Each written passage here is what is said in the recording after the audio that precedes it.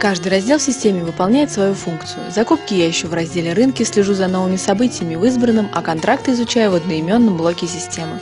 Чтобы узнать все о контрагенте, являющемся участником торгов, мне достаточно зайти в раздел «Организации». Здесь можно посмотреть все контракты, закупки и поставки контрагента, а также узнать, с какими организациями работала компания.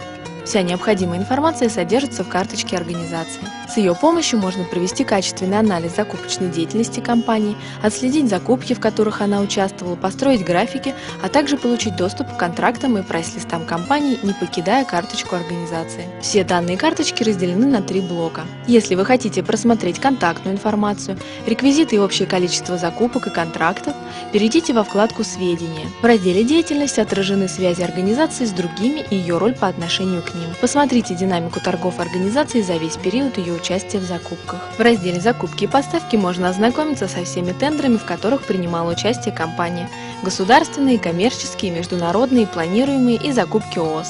Вся необходимая информация содержится в карточке организации. Не нужно переходить в другие разделы системы, чтобы проанализировать деятельность контрагента и узнать полную картину о нем.